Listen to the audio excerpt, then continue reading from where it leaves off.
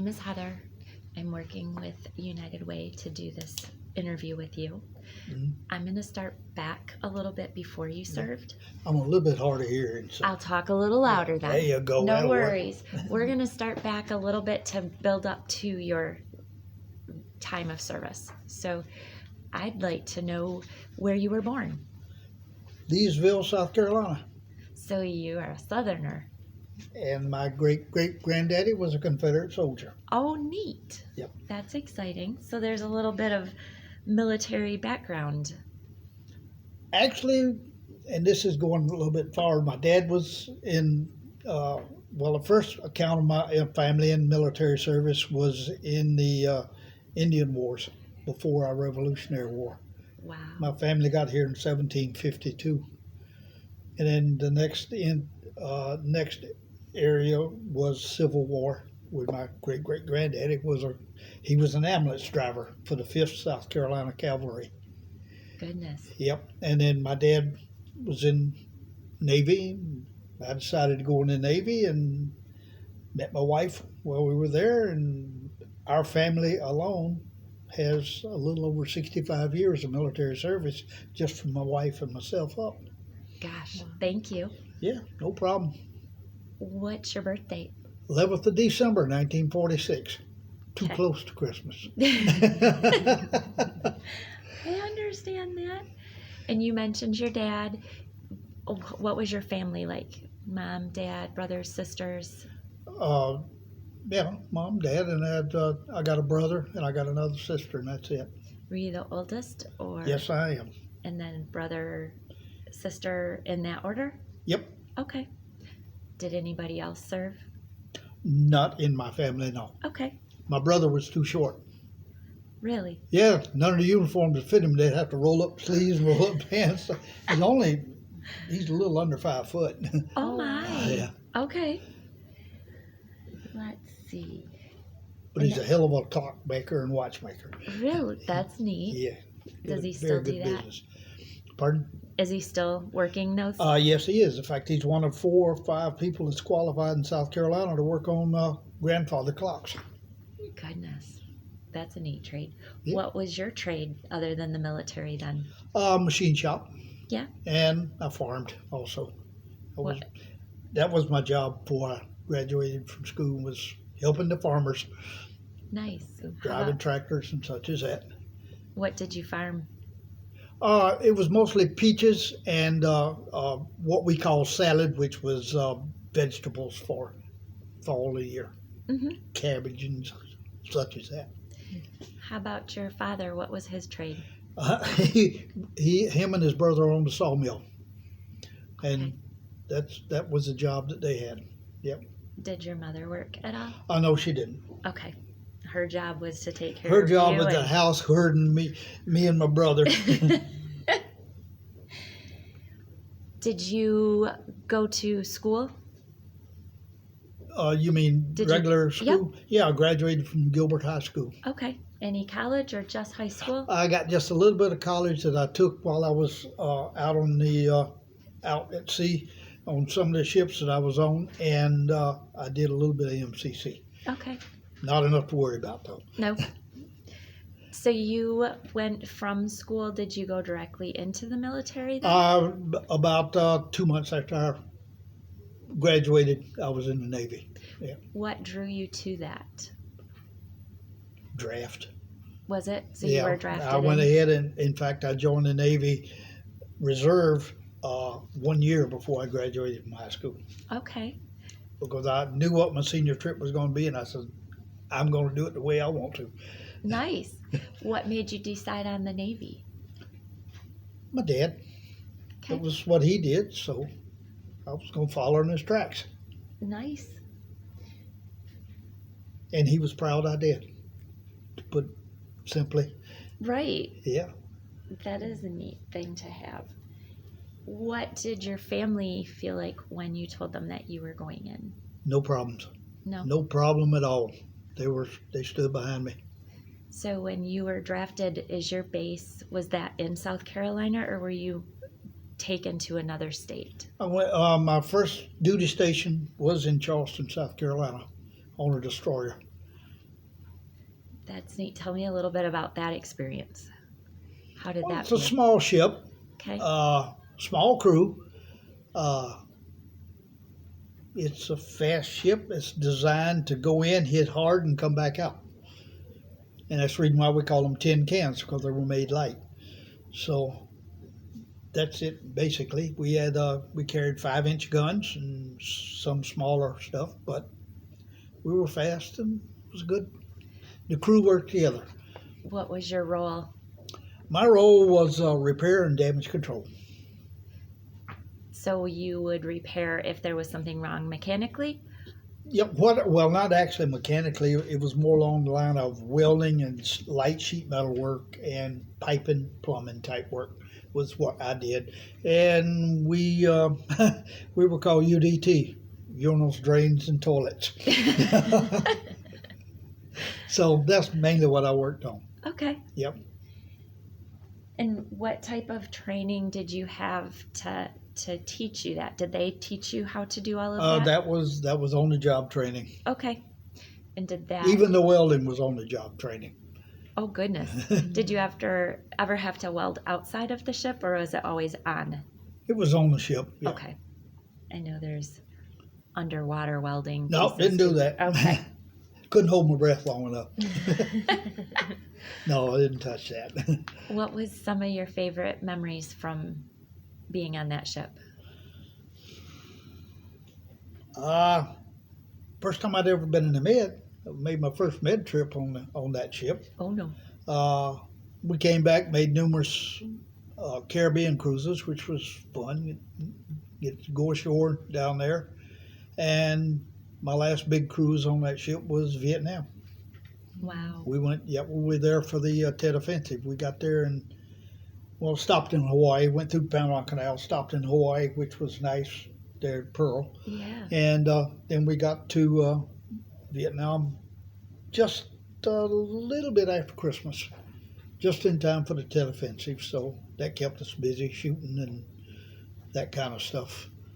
And we were at general quarters, which is battle stations for those ships, a good portion of the time while we were there. Anytime we were firing on over there, we were at general quarters. So came back home.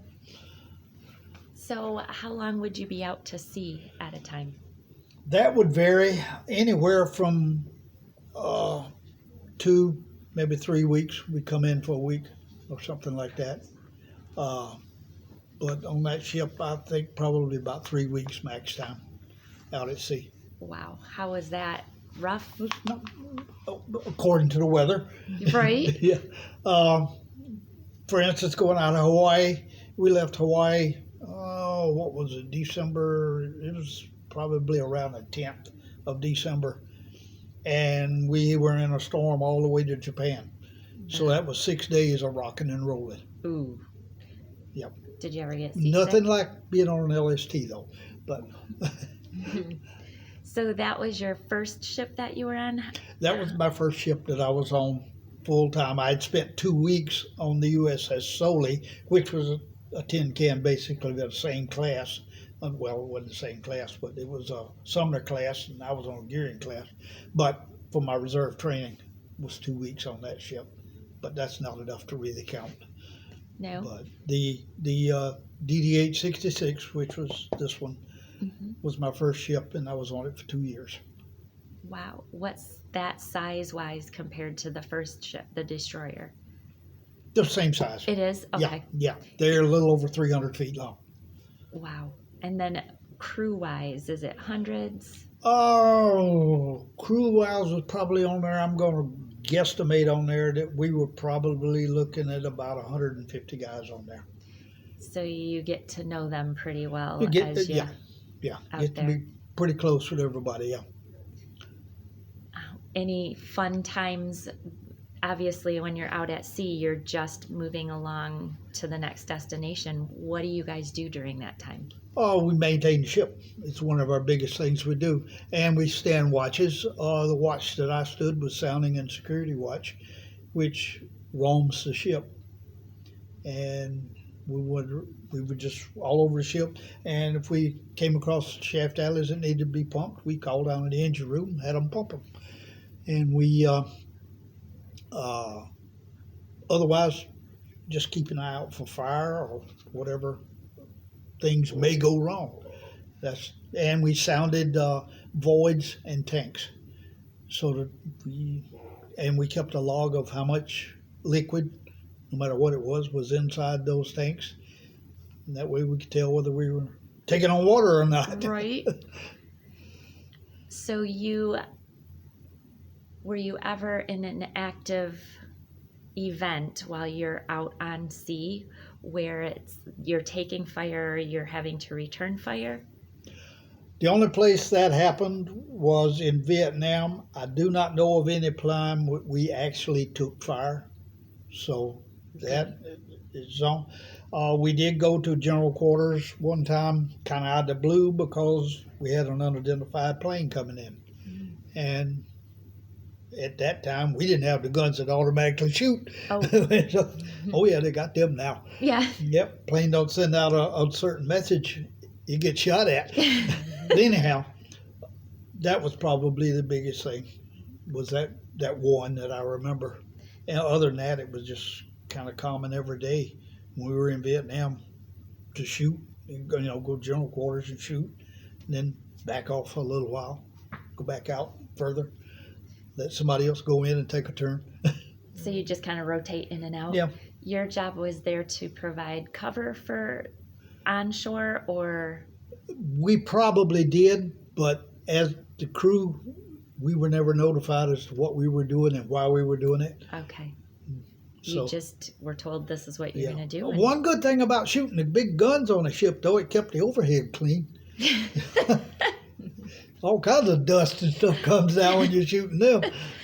Was it super loud? Oh yeah, extremely loud. Yeah. And could the whole ship feel when you would shoot? Yes. Now, probably the one that I remember the most is it was Easter Sunday, and we were at Vietnam, and we actually had a chaplain to come aboard. And we had dash helicopters, which was drone anti-submarine helicopter. We have two of them on that ship, and we were in the hangar having services, and the 5-inch gun just aft of us was about every 4 or 5 minutes would pop off a round. Oh. Yeah. Now I'm going to ask you two a question. In fact, I'm going to give you, it's not going to really be a question, I'm going to make a statement. Do you know what flag can fly above the United States flag? No, I didn't think a flag could fly above it. Christian flag on a Navy ship while services are being conducted by a Navy chaplain. Nice to know. So that was up at that point? That's the only flag that can fly above our flags. That's awesome. That is. So you learned something. Yeah. I did. Thank you. A lot of people don't know that. No, I didn't know that. I didn't either. So that was the type of combat that you were in. You would go into general quarters, correct? And that's where you'd set and take on whatever your job that day was. Yeah, Okay. exactly. That was it. And it was designated. And then when we were done, we moved out and, went out deeper water. Just kind of milled around smartly, I guess. We did run radar picket up off of North Vietnam. And what does that mean? That we were watching for aircraft and what they were going to do. Okay.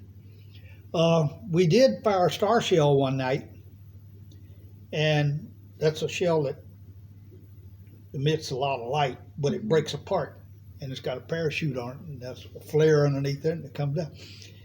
Part of that shell hit the Marine Corps' volleyball net and took it out. Oh, Goodness. I'm sure you heard about. We heard about that. Oh, well. Yep. You were trying That's one to of the more provide some humorous light. things that happened. Did kill a water buffalo, too, but I understand. I don't know how much that cost the government. Because if you killed something anywhere overseas, they charge the government for it. Oh, no. Yep. Yeah. Oh, well. Yeah. At least it was a water buffalo and not a person Yeah. at that point. Yep. I guess that made a guy's living. Right. How were you able to stay in touch with your family or friends? Snail mail. Occasionally, we could get a radio telephone call, yeah. Occasionally, but that wasn't very often. But it was snail mail. So when you were out to sea, you just write, and then how did that get delivered when you'd Oh, port? we had a post office on board. Each ship had a small post office, and you drop the letters in there, and there's a guy that takes care of them. And then if we're alongside a carrier, we can transfer it over to the carrier, or if they got a helicopter coming in, we throw it on the helicopter and take that out. Okay. So there's enough room for a helicopter to land on. Not on that destroyer, it wasn't. They had to hover over the fantail. Oh, But the okay. ship I retired off of, we had several helicopters on there, Oh, and F-14s. so you were on a carrier at some I was point? on the John F. Kennedy. Nice. Tell me a little bit about that. It's a big ship. About 2,500 guys on there when it's normal crew. We have the air wing on board. You're probably looking at about 5,600 people on there. It's like a city. Yes, it is. It's a floating city. I was fire chief on there. Really? In fact, me and another guy there were two chief damage controlmen on there, and I had one fire department, and the other chief had the other fire department, and we had a master chief on board, and he was fire marshal. So we were all kind of one little group, just like a normal fire department around here. And if the fire alarm went off, whichever one was on duty moved to that fire, but everybody else got up if they were in the office and backed them up. And I backed up. We backed up the fire department that was on the flight deck. That was a different group of guys, and he backed us up if he could in any area. So that's it, basically. How many levels to that ship are there then? I know. How many levels? There's about 17 of them. Oh, wow. The flight deck is 80 feet above the ocean, above the water line on the ship, which is normally right around where the water is. So, Wow. and I've seen I've seen green water on the flight deck. And that's solid sheets of water coming out and waves so heavy. 80 feet? 80 feet. Oh, yeah. Oh, my goodness. My first experience ever going to sea was right after a hurricane. Oh, Yeah, on a small ship. how was that? That was rough. Wow. But, yeah. Like I said, the carrier, you can get a meal you want 24 hours a day. It goes around the clock. They start flying at any time, and they fly for hours. And you don't dare go to the flight deck during that period of time. You can go outside and you can see some of the stuff that's going on, but they fly many, many hours, continuous training, night and day. A plane can land on the ship and the whole ship shakes. When my office, the fire department office that we had was forward underneath number 1 cat, and every time they shot a plane off of that, there was a lot of noise down where we were because we were at the very end. There's a big water container that stopped the cat so that they could bring it back the other way. We had steam-powered cats on there, so they're noisy to begin with. When the planes landed, you could feel it shake. I've got some videos at home somewhere that shows night landing, shows how much sparks flies when the tail hook hits the deck to grab the cable that's across it.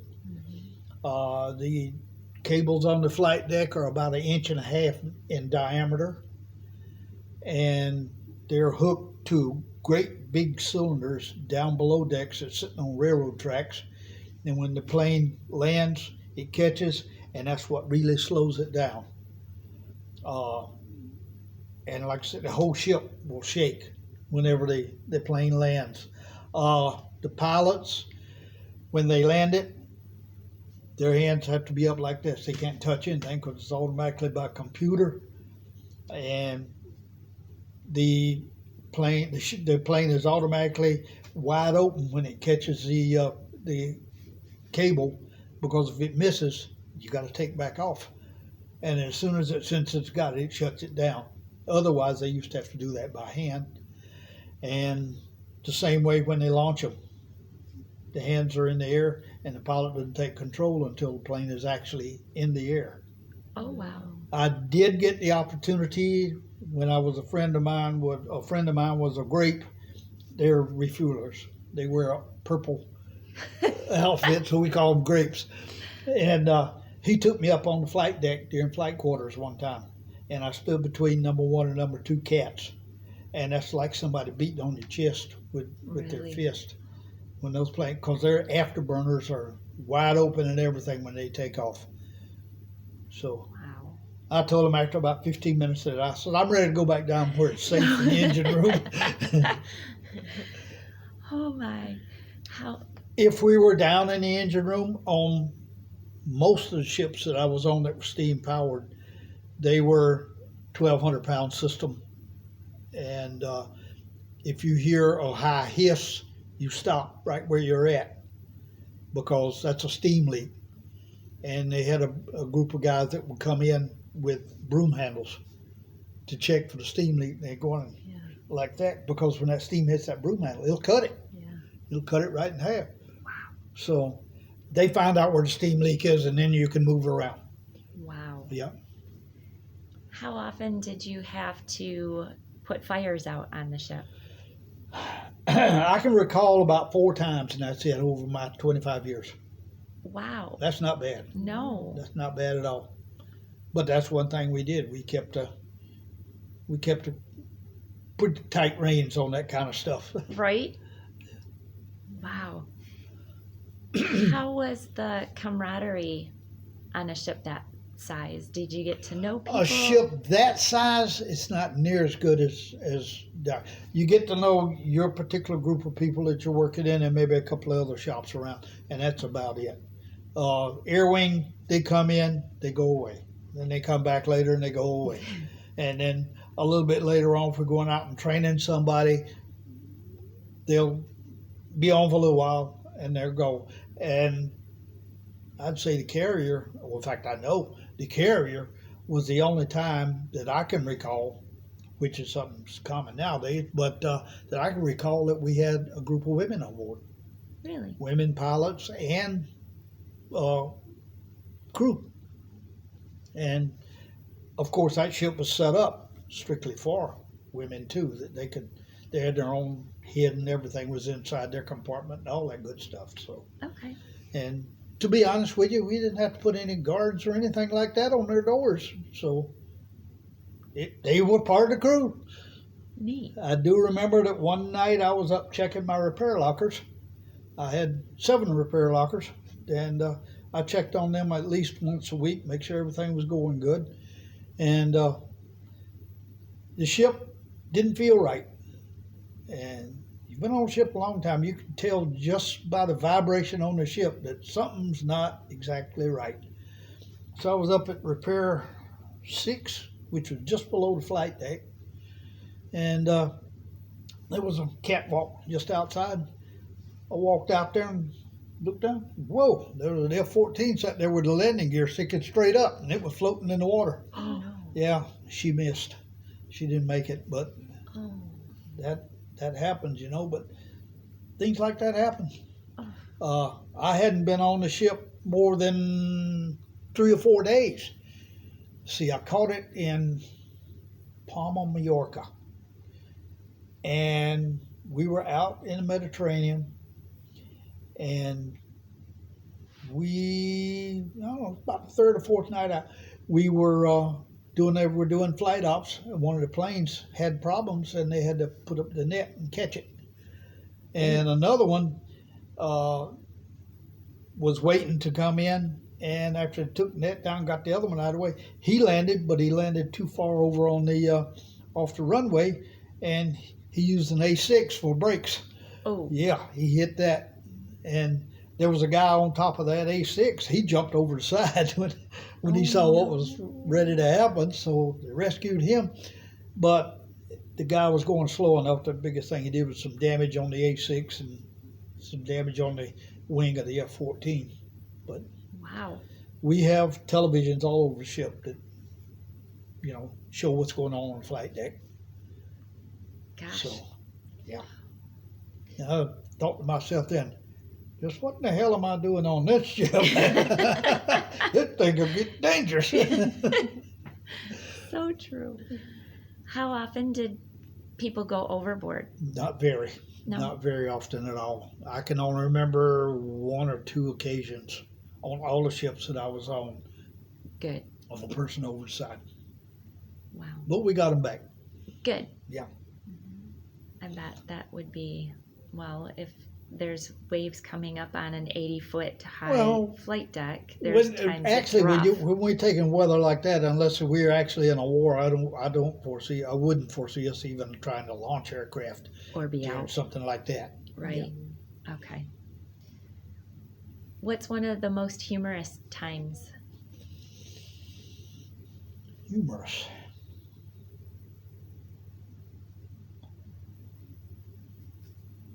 I guess hearing the tale of a guy that the ship was down in Gitmo, and they had to put him over the side to weld a crack that we had, which ships developed that, and had gone over the side to weld, and he was in a bosun's chair, which is really nothing but a piece of wood attached with lines on it, so you can lay them over the side and you can work over the side. And he was welding it up, and he got ready to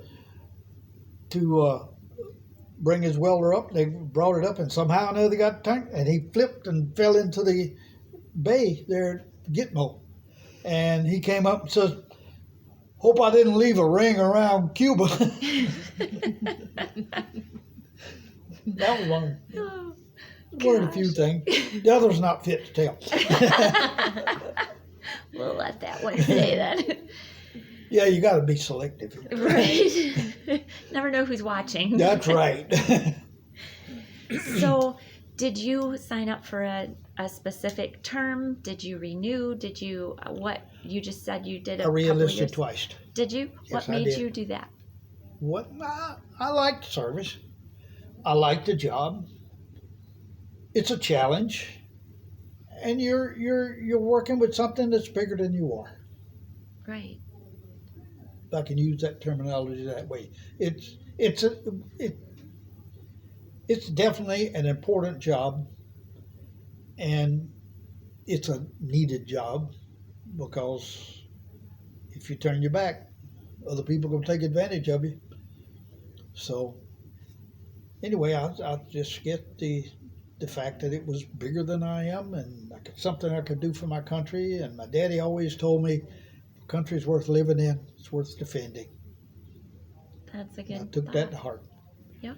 So that's the reason why I stuck around. Did I get re-enlistment bonus? Yeah, I think I got about $4,000 one time, and that was it. But that didn't make any difference. You would have done it anyways. Yeah, I was happy doing what I was doing. When you left, did you go back home? What did that look like as you were leaving that role? You want to talk about it at the end of my At the end of your naval service. career? Yep. Actually, I came up here. What? I re-enlisted on an LST for my last tour. And I changed my citizenship from South Carolina to Michigan. And I came up and moved straight into Holton when I retired. And I know you said you work on the LST Yes. here Yes. in Muskegon. I volunteered on it. I watched them when they moved it from where it was back next to the building back there and brought it out where it is now. I watched them do that. And a little bit later, I said, "What the heck? I'm go aboard and tell some sea stories and show some people around. I walked in there; it was only about half done. So the next time I came aboard, I brought my flashlight with me and wandered around on the ship. But there were some people, I told them what an LST does and how it did it, and I've been with it ever since. So what does an LST do compared to the carrier or the destroyer? It's an amphibious ship. That ship is designed to slide right up on the beach and give a relatively dry landing to vehicles and troops. And Really? Yes, it's designed to go up on the beach. Is it coming in at about 300-400 yards out?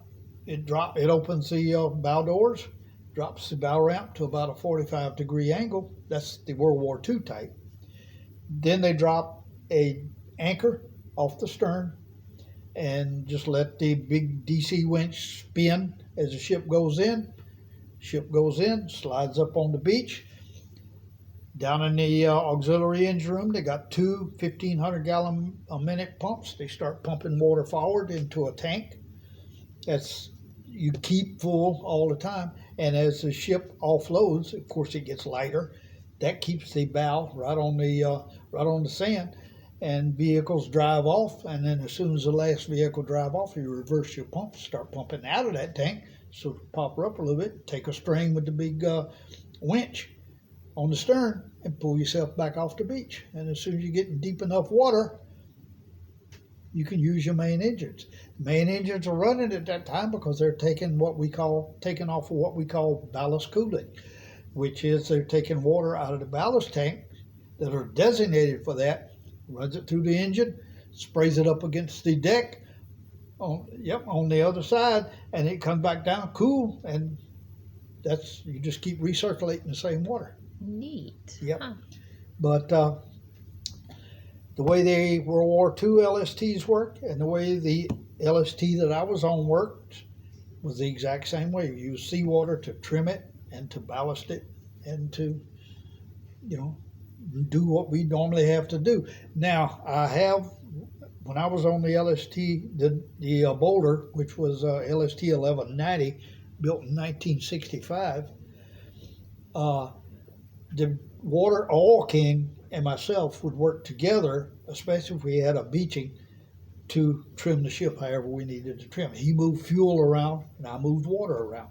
Mine was heavier. So, but about 12 hours before we landed, I generally got a beach report telling me what kind of obstacles were out there and how high the ship had to be setting in order to clear them, and how much time I had to drop the ship back down after we did. So I had two big tanks on the stern that were really handy for that I could pump out real fast or pump back in real fast. So Wow. And how did you know when you had to, were there gauges that would help you know when you had to pump in or out, or to help acclimate? the bridge would let me know as soon as they were past the obstruction.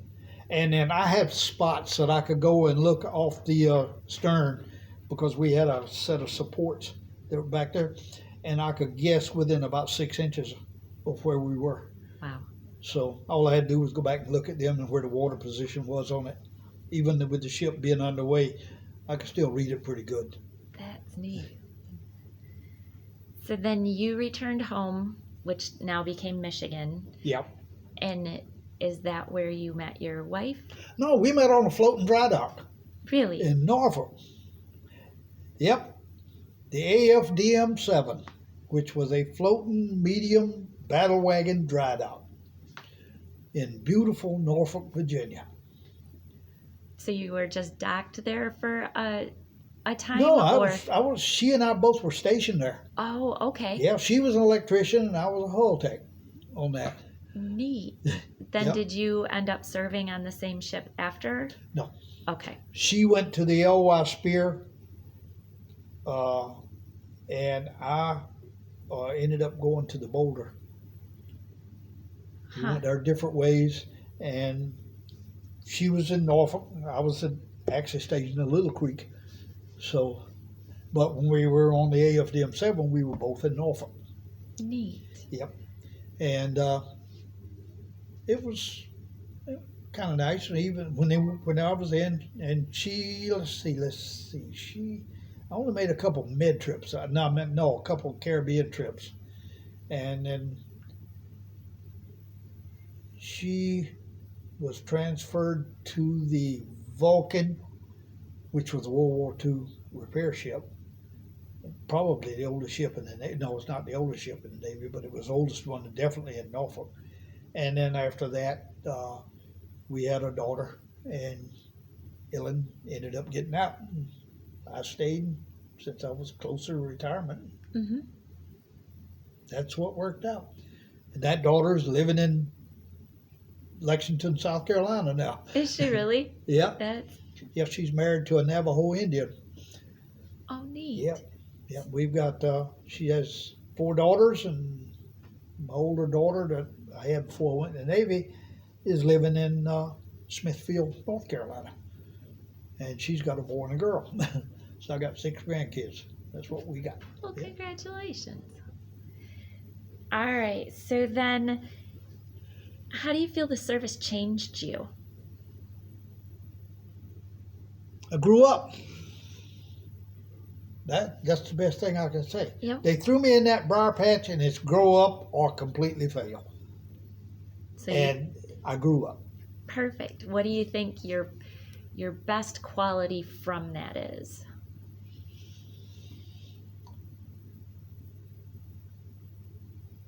I guess I can say one of the best qualifying is that if, when I do what I say I'm going to do. So integrity. Yeah. And if there's, I don't know, that's a good question, but if I say I'm going to do something, I do it. And that's probably my best quality. And love of country, of course. Right. Do you attend reunions with any of do you stay in contact with any of the fellow soldiers you were with? I haven't had a reunion.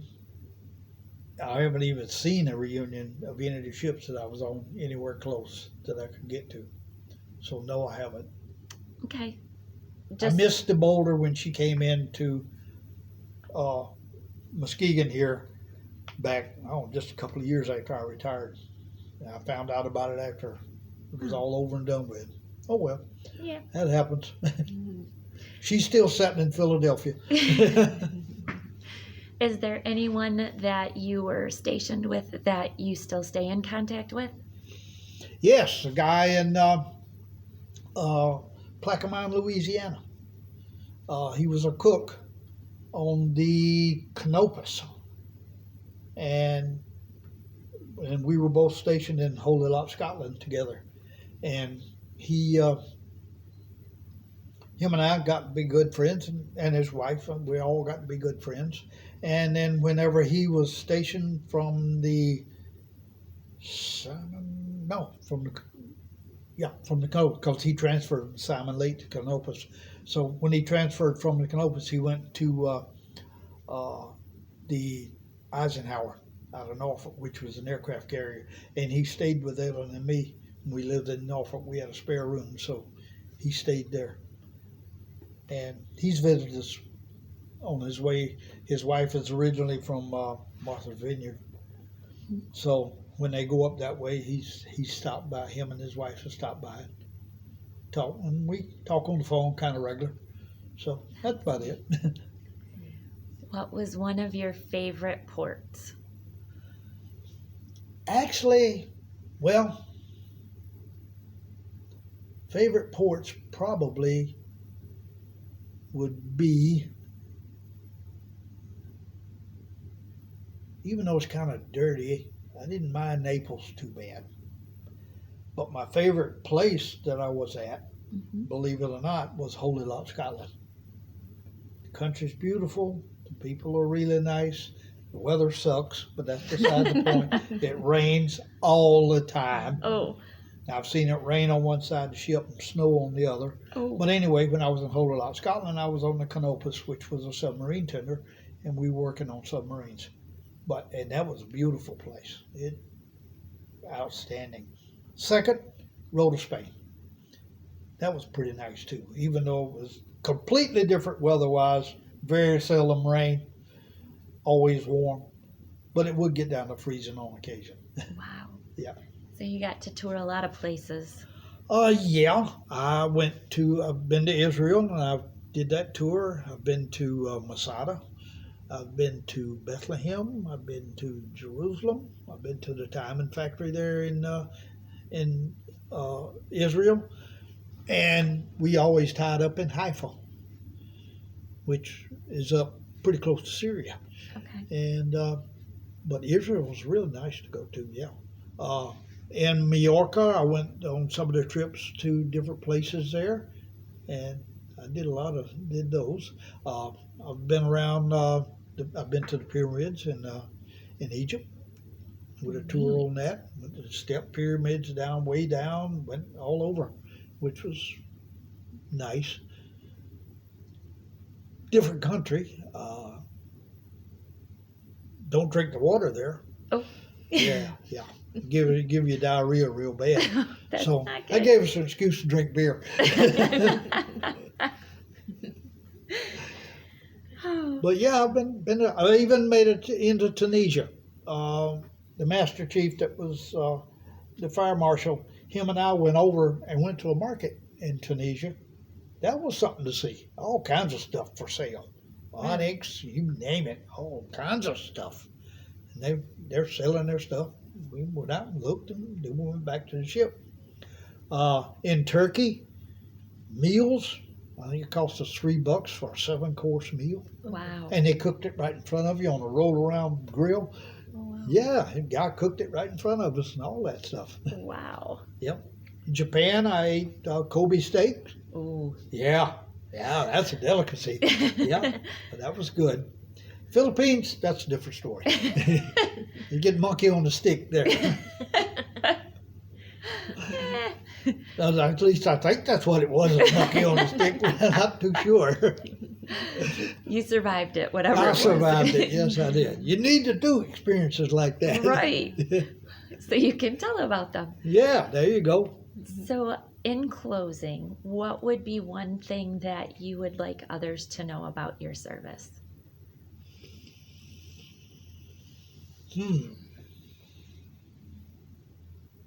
Would you recommend it? Would you? Today's climate in this country, if a young person come to me and asked if they should go in the military, I would tell them it's not the same as when I served. Even the attitudes are not the same as when I served. But you got to have a deep love for your country in order to go in and defend it. Because so much of the military is not teaching the things that it taught when I was in. And it's completely different.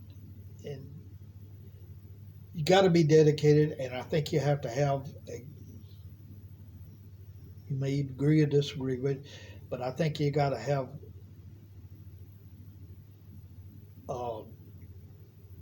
understanding or a Christian basis to go in and tackle some of the things that we're having to tackle today. That's about as far as I can go. And sometimes I wonder if that's enough. But it's you're with what's going on today and how it is today, yeah, the morality's got to be pretty high in order to go in. And I think that's one reason why we're not getting the people in that we need now. They're looking at it and saying, I don't want nothing to do with that. Mm-hmm. So we got to get the country back on the right track. We really do. I thank you. I Sure. really appreciated this. Sure. Glad I could tell you a sea story or two. Right. That was fun.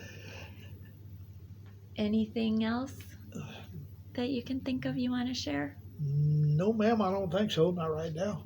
Perfect.